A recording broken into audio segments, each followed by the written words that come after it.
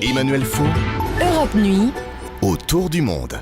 Autour du monde, la chronique internationale d'Henri Guirchoun qui nous conduit ce soir en Tunisie, où la campagne pour les élections législatives prévues le 26 octobre bat son plein. Près de 4 ans après la révolution du jasmin, le pays s'apprête à vivre un scrutin capital qui sera suivi d'ailleurs dans un mois par une élection présidentielle tout aussi importante. Mais il faut bien dire, Henri, qu'on n'en parle pas beaucoup pour l'instant. C'est vrai, Emmanuel. D'ailleurs, qui se souvient de ce jeune marchand de fruits de Sidi Bouzid qui s'immole par le feu, de la révolte qui suit des manifestations nuit et jour qui paralysent Tunis pour aboutir, un mois plus tard, à la fuite peu glorieuse du dictateur Ben Ali et de sa famille. C'était en 2011, autant dire il y a un siècle. C'était pourtant la révolution tunisienne, révolution pacifique, qu'on a d'ailleurs baptisée, comme vous venez de le dire, la révolution de Jasmin, et surtout une révolution contagieuse avec cette fièvre de liberté qui a aussitôt enflammé l'ensemble du monde arabo-musulman pour devenir ce qu'on a appelé le printemps arabe.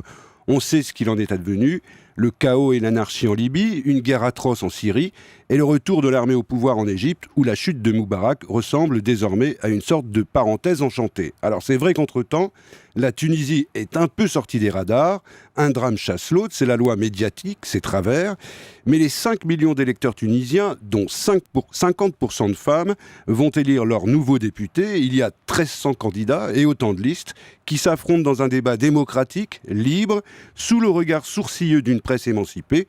Et rien que ça justifie qu'on le souligne, j'allais dire qu'on s'en félicite, parce qu'aujourd'hui, ça fait rêver presque tout le monde, en tout cas dans les rues du Caire, de Tripoli ou de Damas, pour ne citer que ces 3 exemples. D'autant que la Tunisie, à plusieurs reprises, a semblé être au bord du drame. Oui, et surtout l'année dernière, après l'assassinat de 2 figures de l'opposition. Rappelez-vous, après la chute du régime Ben Ali, ce sont les islamistes du parti Ennahda qui gagnent haut la main les premières élections. Mais ils sortent de la clandestinité ou de l'exil, ils n'ont aucune expérience du pouvoir, ils commettent des maladresses en imposant des réformes qui heurtent la société civile, obtiennent peu de résultats sur le plan économique, mais surtout, on leur reproche de ne rien faire contre les islamistes radicaux, les salafistes, qui multiplient provocations et agressions. Ce double assassinat des opposants est donc le choc de trop.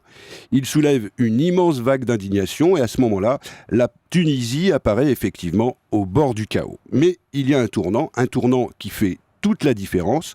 Sous pression, les islamistes d'Ennahda ont l'intelligence politique de céder le pouvoir à un gouvernement technocratique. Parallèlement, le Parlement rédige une nouvelle constitution qui est adoptée en janvier et qui est d'ailleurs l'une des plus progressistes du monde arabe, et il lance ce nouveau processus démocratique. Alors est-ce qu'on peut dire, Henri, que la Tunisie est définitivement sur de bons rails ? Ne vendons pas la peau de l'ours, la Tunisie n'est pas encore devenue une démocratie scandinave et son économie tourne toujours au ralenti avec un chômage endémique, notamment le chômage des jeunes.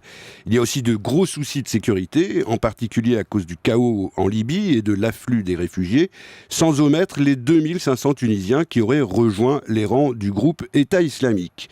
Mais au regard du désastre, Emmanuel, le désastre qu'on constate ailleurs, la Tunisie mérite qu'on parie sur elle et qu'on la soutienne. Voilà pourquoi il faut en parler. La Tunisie en route vers 2 scrutins majeurs dans le regard international d'Henri Guirchoun.